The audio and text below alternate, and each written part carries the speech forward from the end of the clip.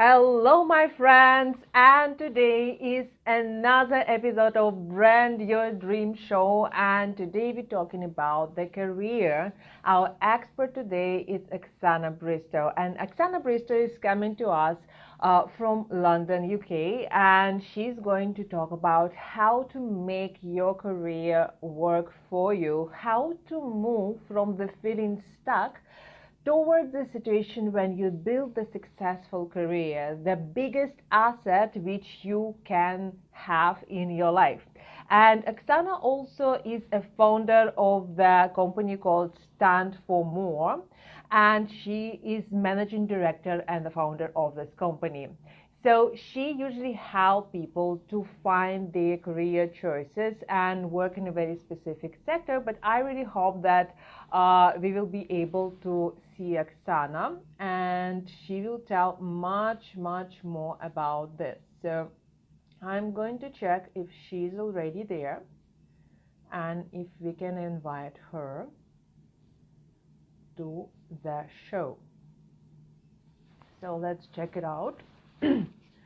I basically not sure if I can see any kind of communication. Yes, Oxana is here, so let me add her.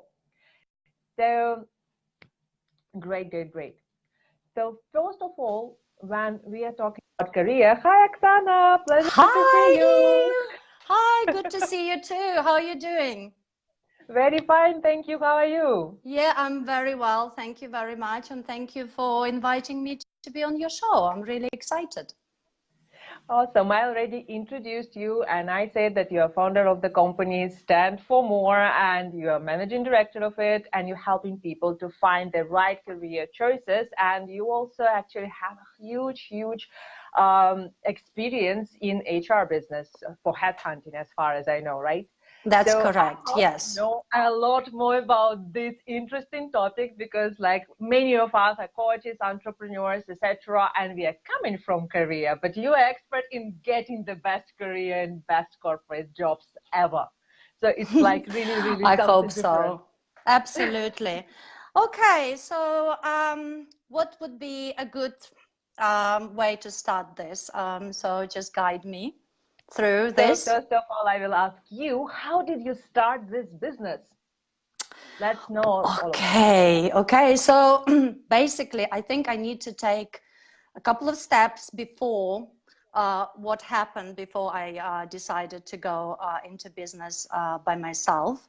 And essentially, as it happens to a lot of people, I actually anticipated that the business I was in, which was a boutique executive search firm focusing on board appointments and senior management appointments in the energy and natural resources sectors, wasn't really going well. The market was down, and I kind of anticipated that things are going to get tough. So I started thinking for my career, what I want to do. And I felt a little bit stuck. I was at a crossroad.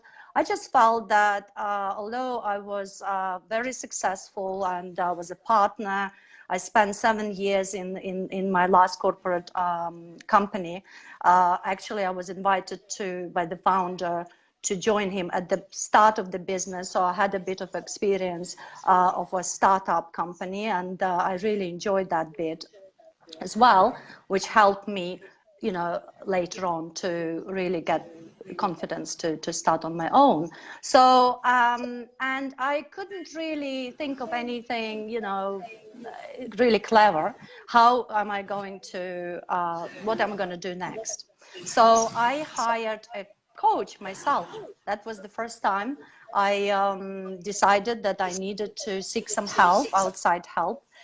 And it was an amazing experience for me. So I got really clarity about, my experience, my skills, my talents. And I realized that I wanted to bring all of who I am into my next career move. So I didn't want just to be an executive search consultant. I wanted to do other things as well. And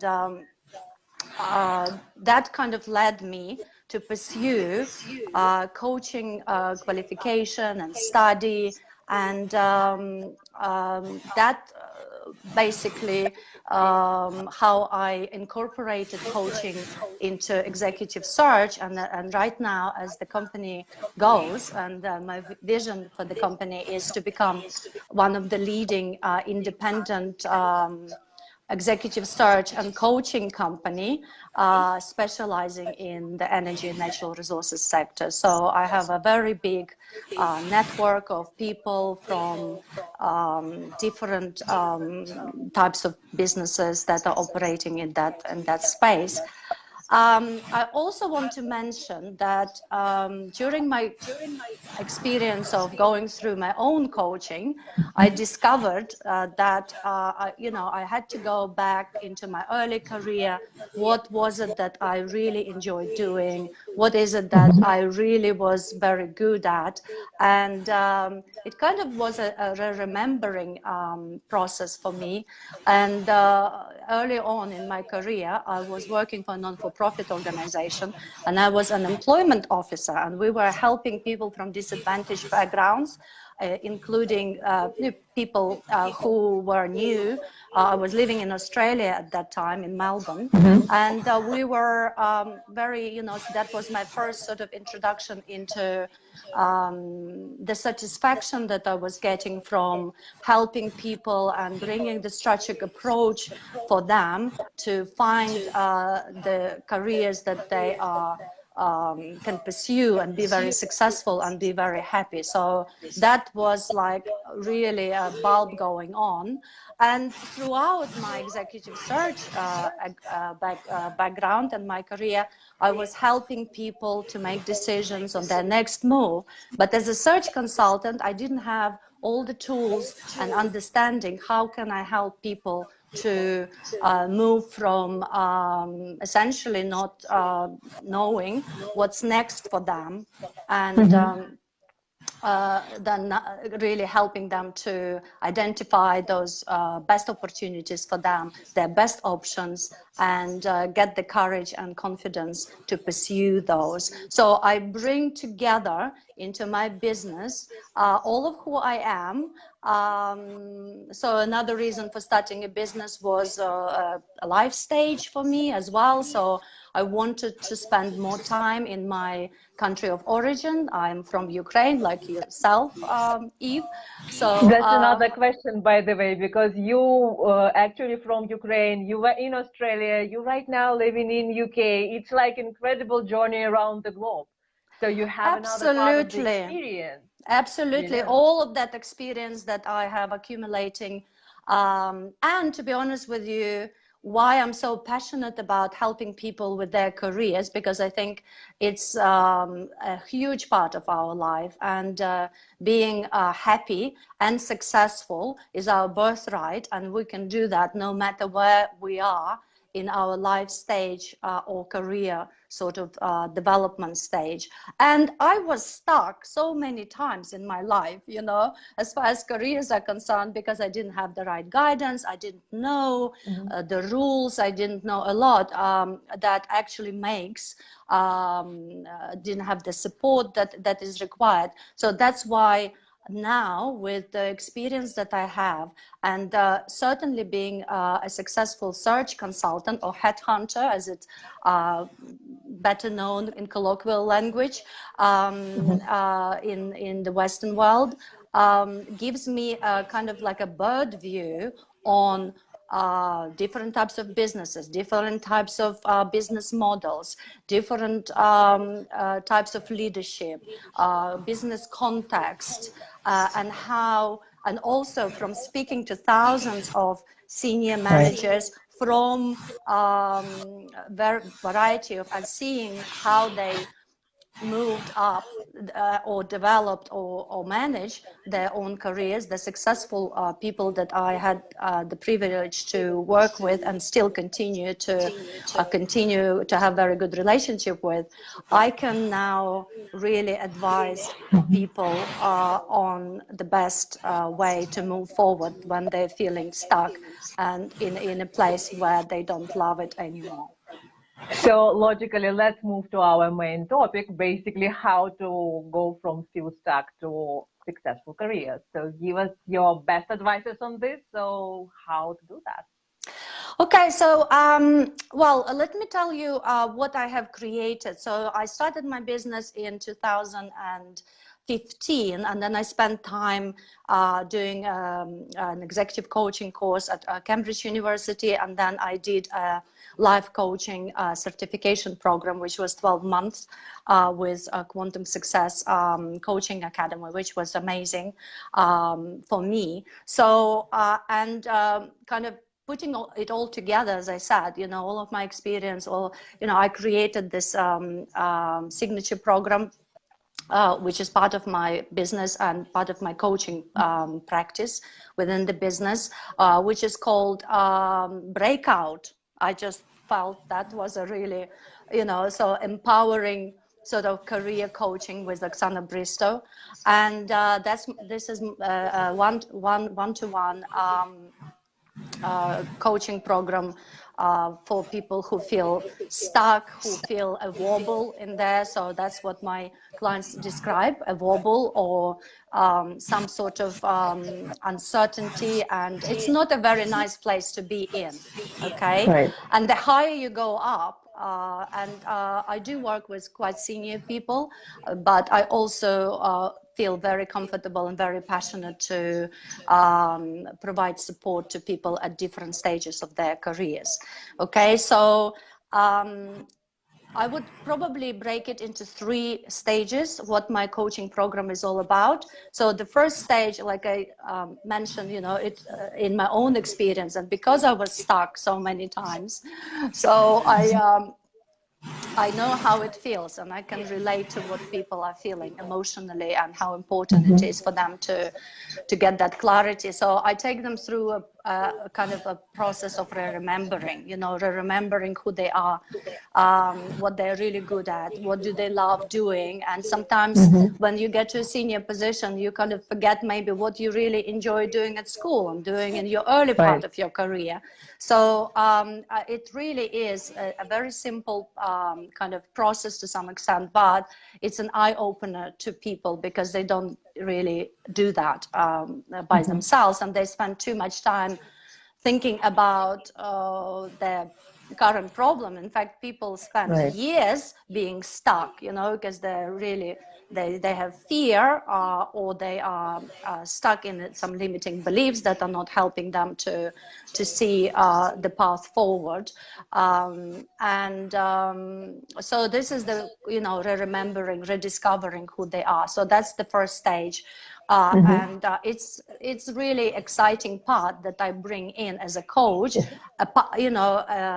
as opposed to executive search consultant. Okay, so the second stage is basically creating a vision, because after we discovered what it is that people want and what they want to do, and what makes them tick, then we create a powerful vision, because without a vision, it's not possible to create a strategy or roadmap, to pursue. Because if you have too many options, or you're not clear, or it's not really productive to take action. And and the third stage is actually a very practical, very constructive way where I bring my knowledge and skills to my clients as an executive search consultant. So I teach them how I find talent, and how do I analyze the market, and who do I approach, and we kind of go through action steps, and strategy to achieve their goals. And that's really, brings really great results. So fantastic.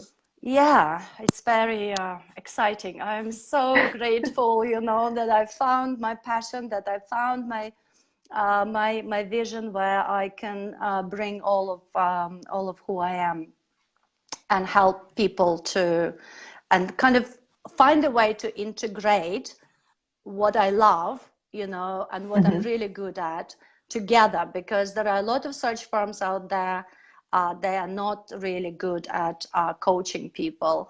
And it's a special gift, and it requires training, requires confidence to understand what stages people go through at this point. So it works very well, and yeah, I'm getting good results from it, and my clients for sure getting really great results. So now I will ask you one very, very special question based on that, what you just shared. So one thing which was really, really special, and you like, I know you hide in it, but you're going to tell us about everything about that. Sure, bring it on. So you were like, okay, I gave them that special knowledge about my HR knowledge, and I actually telling them the ways how to find. So give us It's a a little bit more secret. about that. I know. Try to give a little bit more without sharing the Well, secret. well, yes, absolutely. You know what? It's people think that maybe people who are not familiar with headhunting business, a lot of people think that we make a couple of phone calls and we Exactly. kind of I do think that. and we make a lot of money. In fact, you know what? The past 2 years, the number of books I read about successful career profiles, how to manage successfully careers, what makes people successful in corporate world. And in fact, it doesn't matter what it is, whether it's corporate world. You know, I think that if you take large organizations, okay, so they cannot, you know, we can't be all entrepreneurs. And for some people, it's really best, and it's like good for me because I'm at this stage in my career life where I want to have more freedom. I want to express myself. I want to, so these are my kind of values, which I help my clients also to identify. So like freedom, having fun, and being creative. You know, it's not only what I do, but how I do it, you know, within the executive search consultancy as well as coaching. So to answer your question, I'm a little bit sidetracked on that. When you know what you want, okay, then you create a universe of potential kind of companies that you can approach, right? Because big organizations, they can't be run by, you know, they need professional people, whether they are people in, you know, with special M&A skills, or people with special finance skills, or technical engineering types, marketing, sales, and so on and so forth, right? So I love entrepreneurship, and I work with a lot of entrepreneurs.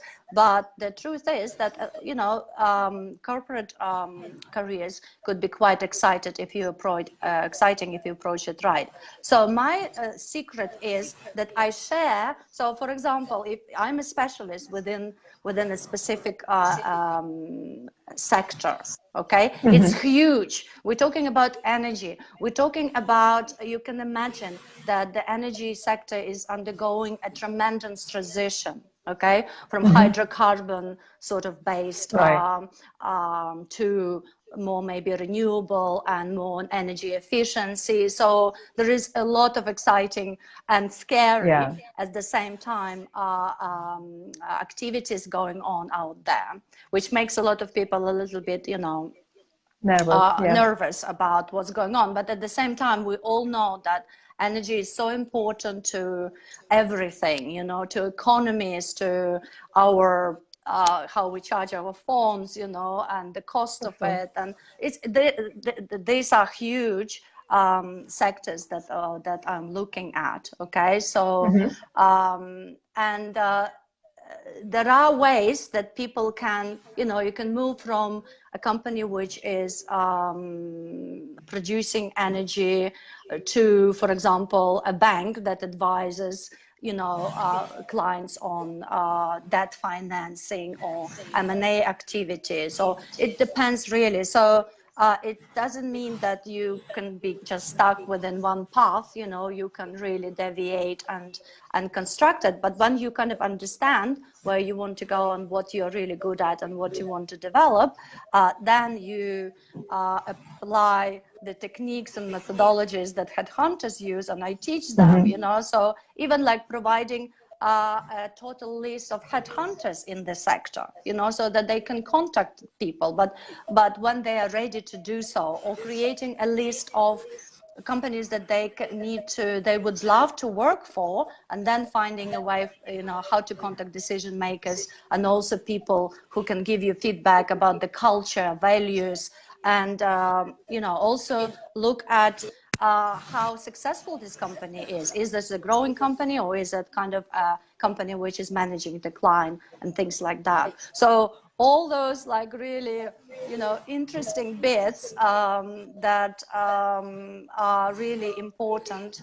And even like today, I introduce someone I'm coaching to a very good contact of mine who is probably 2 or 3 steps ahead of this guy who I'm coaching, so they can talk and he can get a direct kind of feedback in terms of what he's thinking and where he is heading and what it's like, you know, to be in that different environment, which I think is invaluable. You know, who would do that? Fantastic. You know, who would do that? For me, if somebody said, well, you know, talk to this person and that person, and they are both really good contacts of mine, it's an easy connection. People can start talking to each other and finding out whether it's a good fit or whatever they want to know about the environment that they think that they will be successful in taking to their next career step. So it's hugely exciting, you know. I have another question for you, which has come out from that what you just shared, or did try not to share. I have to keep some secrets back, you know, but I think, you know, it's pretty easy I when, yeah. That's professional thing, professional secret is all fine. So my question is, it's like logically come from that. So when companies seen the, how it's called, resume, how you call it? Yes, okay. CV. Yeah, CV. So yeah, so when companies looking for CV, what you not supposed to have in your CV, like 100% no. You know what? I have a special relationship with CVs. You know, I think people give too much importance. And for me, CV is absolutely at the last stage of our coaching program, because I see CV is not, although it's a historical document which actually outlines. In fact, I have a rule: less is more, because you don't want to, if you don't have enough information, you don't want to reveal, you know, things that might not be the right thing for that specific job. You know, every CV, people make mistakes. They think they can kind of, you know, send it around to people that they don't know. And it doesn't matter at what level you are, you know, to be honest with you, because what I'm teaching is not really only for senior people. It's just the approach. Okay. So what I don't even, you know, I'm not sure if I have anything that I would say, no, I don't like, and that's like the best advice. All those like successful, you know, all those cliche expressions that don't mean anything, you know, just be more specific. You know, if you have led teams and grew the business, give some numbers, give people some, because, you know, senior people, successful people, they're very to the point. It's not like being too vague, because people think that if they have that they're open to opportunities, that they will miss out on opportunities, which I think, and they kind of become so unclear, and they give their power to other people to make decisions for them. So on CVs, I think it's really very, you know, very simple. Dates, your position, what the company is, you know, what it is, or it was, you know, so the size of the company, the sector they operate, the geography, the number of people, maybe the turnover, you know, just basic information so people can see what environment you're coming from, and then talk about your achievements, specifically, not what you were like your responsibilities, because nobody is really interested that much about responsibilities, and keep it very very simple. And the best way is to start conversation with decision makers before you send your CV, so you get the information. What is it that people, that the company is struggling, or the particular business unit is struggling with, and then what solution do you bring? It's like us entrepreneurs, what solutions do you actually give to your customers? And if we approach our career from that point of view as CEOs of our own assets, which is our careers, our talents, our experience, our skills, then it will stand out. It will be different. It won't be read as everybody else, basically. So. Right. Why I was asking it, by the way, because a long time ago when I was applying for the job, it was like more than 10 years ago, I did make the mistake, I remember exactly in CV, because I was applying from somewhere from creative creative designer towards art director. And what happened, and that mistake what many people do, they basically use as skills like, they know how to use Photoshop, they know how to use some kind of softwares and stuff like this. But when we move towards our career, like, designer probably supposed to know all this kind of software, but the art director basically need to have a team building, that idea of people skills and all this kind of things. So when we talk about skills for art director, they would be kind of different, though creative designers, when I told about that. And they would still mention basically the same set of skills from the previous CV. So I remember that I had to rewrite my CV to actually stop getting like, oh, you want to be with that? I mean, why don't you go for designer? I say, because of this. And then they basically say that I'm overeducated basically for the job which I am applying. It's called overqualified, Overqualified, right? Yeah, for the It job. was too much, just because of the wrong CV. So that's why this question was actually a matter of my own curiosity, because I know it can work against you. Absolutely. And, if recruiters, and to be honest with you, I think companies really struggling. If you read recent, I'm leading a search project right now, and my best candidate received this job description from the client.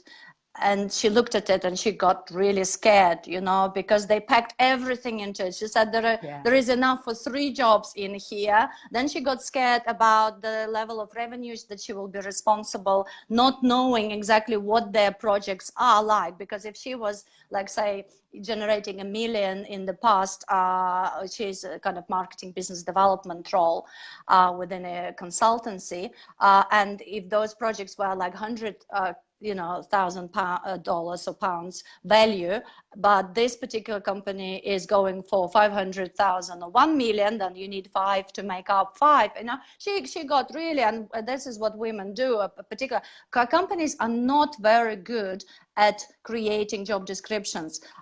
Recruiters want an easy way, so they just look for keywords, and I don't dismiss keywords, but I don't believe in this algorithm sort of matching, because my own experience, what sort of jobs I'm being offered, based on algorithms that that the computer is doing. So I do believe that if you if you take control of your resume, if you very clear about what you want to do, rather than being pigeonholed by somebody else, okay, then you can argue and your case and take proactive steps, because they might say, well, okay, you come from a big organization and this is a smaller organization, so we don't know if the cultural fit is going to be right. But then they didn't really understand that what she was doing in a big organization. It was like managing projects which were a size of a smaller organization. So she was exactly doing the same, but she knew that, and she went back to one of my coaching clients. She went back to recruiters and argued her case, okay, very successfully, and got a job that she was dreaming about, being a corporate communication director for an independent company, rather than working for a multinational which has a number of different projects and that sort of thing. She didn't see how she could progress her career within that environment. Okay, so that's why it's really important to understand your own skills, understand the market, and match it. And that's what I bring basically, you know, to clients. That Leila say that I dislike that using software to recruit people was always working against the company. I'm personally shocked that some computers choosing people at all, because I personally hired people when I was creative director, and I would never trust to any computer to actually find people for me, because I have to talk to people in person, specifically for the small company. Like maybe for the big company it may potentially make sense. So yeah, I think You it's know not the what? best I think, practice. yeah, I'm sorry for kind of stepping in, but I think it's inevitable that there is such thing which is called, I think, recruitment tracking system, okay, which big companies are using, because recruitment is a big cost on business, and Right. therefore, you know, that part of the of HR of a business is really important, you know, part of the whole HR kind of, you know, function of the company. And they're constantly, you know, they need quality, they want quality candidates, but they also want to bring the cost down. So the computers are not go away. And therefore, it's even more important that we take control of what, you know, what we're doing with our careers, and deliver that message maybe in a different way, not necessarily through that kind of impersonal system, which is using keywords to select the right kind of people from the right kind of universities with the right kind of degrees and things like that. Okay, and you know, we're all individuals. Look at my case, look at your case. I was born in Ukraine, then I pursue a higher education back in Australia, then I stayed on. And in fact, a lot of my clients are similar to my backgrounds, because I have people from Australia, I have people from France, Germany, India. So because London is a magnet for talent, so people come to study here, then they kind of join various organizations. And yeah, and it's particularly, I just want to mention that especially if you spend 10-15 years within one organization, big multinational, and you kind of, you know, hit the personal ceiling, you know, to some extent, and also it's very hard to understand what's going on outside, okay, and have that kind of, so joining me, so you know, to you know, kind of taking me as a partner to guide and facilitate and give you practical knowledge, practical understanding of the market, but also, you know, where are you holding yourself back? What do you believe? You know, oh, HR people don't understand, you know, my educational background. Okay, so that can hold you back, you know, big time. Or I'm gonna lose weight before I'll start, you know, applying for jobs and see what's going on. People come up with all sorts of excuses, you know, and that goes on for years, and they keep themselves stuck. So there is no need, wherever you are. There is a solution, and I absolutely think that doing what you love and learning, developing, it's totally doable for anybody at any level of or stage of career or life cycle.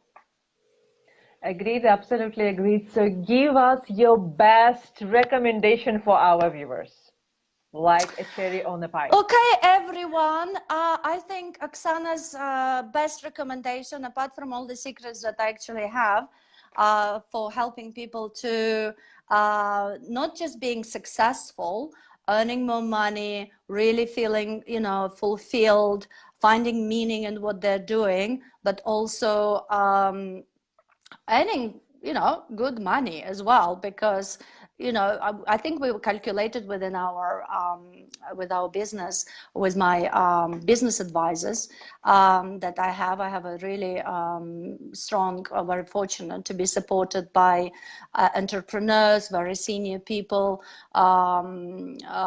who build very successful businesses and then run successful careers and also run businesses. So if you are, you know, think about it, if you're earning, you know, 100,000 a year, for example, then this is like over a period of time of 20, 30 years, it's a lot of money, right? Or, you know, it's could be to what, you know, 10 million, you know, 1 million, something like that, 20, 30 million dollars, you know, that's a lot. I'm not saying that everybody is at that level of salary in corporates, but even if it's 50,000, you know, I mean, it's still quite substantial part of what you know, what's going on with careers. So my best advice is to take control of your careers. So if you are in a large organization and you think that HR people or your business leaders will have the best interests for you, for your career development, you are wrong, because I've seen it time and again, you know, that first of all, it's not in organizations' kind of interest, although they say that people are their best assets, although they kind of, you know, help people to develop in some ways, but these programs are designed to suit the business, not you as an individual. Okay, I'm not saying that it doesn't really overlap. Sometimes it does, but not always. So taking control, not being just a passenger in a car which you don't know where that destination is taking you, is not the best kind of, you know, approach to that. So being responsible for what happens in your career, getting empowered, you know, and getting on fire on what you're doing will bring you not just success but happiness, because my message is that there is no point, and I've seen it and I studied it, you know, there are many people who are very successful but they are not happy. So how to actually, so you know, what I am about is helping people to be successful in careers but also happy. That takes courage, and you just need to really acknowledge that it's nobody else's responsibility. You can't blame your employer, you can't blame the market, you can't blame your partner, you can't blame the whole world for what's going on. And when you take that responsibility and you say yes to yourself in managing your own career proactively and deliberately, then you know, there is no limit to what you can achieve, basically, you know. So that's my best advice at this point, and absolutely love it, you know. When you do that, your whole life changes. Thank you so much for this interview. There was really so many interesting points which I definitely never thought about, because I mean, like, you looking on certain things from the HR perspective, and I'm looking on things from the person who sometimes looking for the job, not now, but they look for the job, and actually it's completely different words. Like, you know, you really perceive it differently. And yes, I think that many people would find some different ideas about that, how to find the better job, or even how to find better clients using these similar principles. So it's actually a very interesting approach. So thank you so much for this interview, Thank Oxana. you. And welcome. And I really would like to know what would you like to share with our viewers, because I know you have some interesting offer and they can work closely with you. So please tell us a little bit more about that. Oh, absolutely. I invite everyone who is interested to see what's possible for them, whether they feel stuck or just not sure. Because actually, I wanted to mention that doing an annual career review is one of the best things that you can actually do. And how many of us do it, and how many of us know how to do it.